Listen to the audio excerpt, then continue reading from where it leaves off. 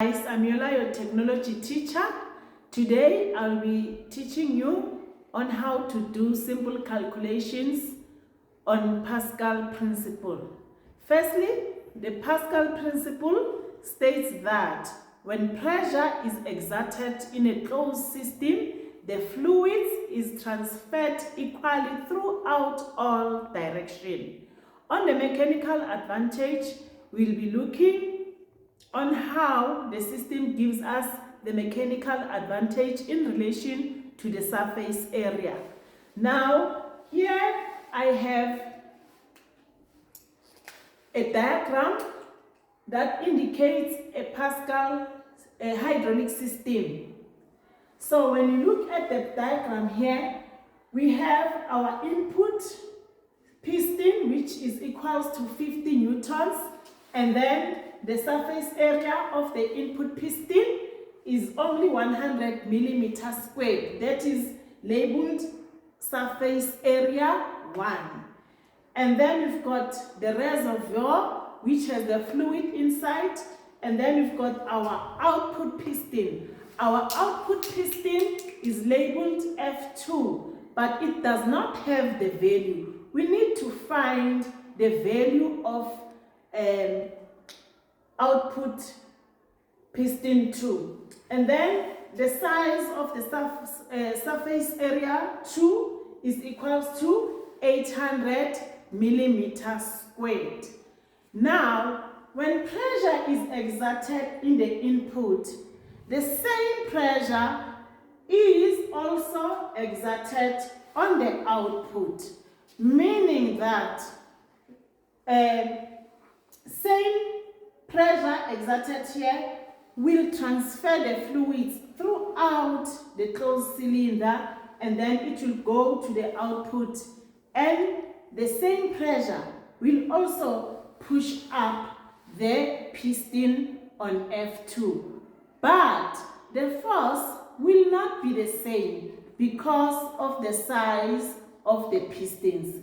If we look here, piston area 1 has 100 millimeter squared, and piston area 2 has 800 millimeter squared, which means we are going to have a force multiplication. Now let's go to the calculation.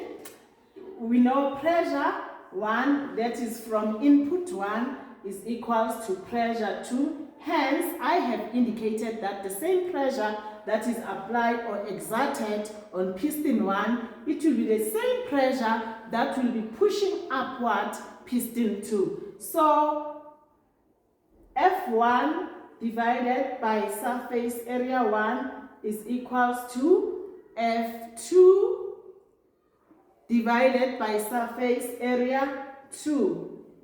So, the output force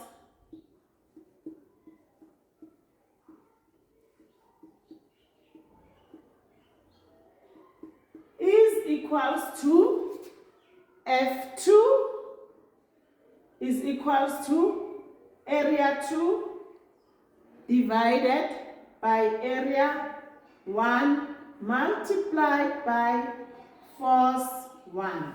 So we are now going to substitute. It is still F2.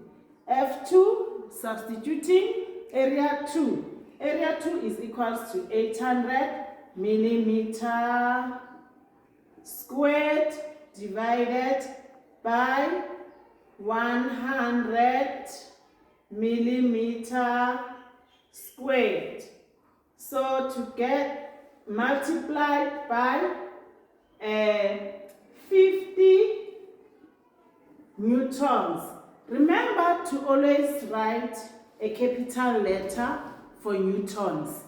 So when we divide millimeters squared, we'll cancel that one, and then we say 100 in 800 goes 8 times multiplied by 50 newtons. So our answer will be 8 times 50 is 400 newtons. Now going to the mechanical advantage, We need to first write the formula for the mechanical advantage, which will be MA is equals to output force divided by input force. So the substitution, it is not possible, guys, for you to calculate the mechanical advantage if you do not know what the output, if you do not know the value of the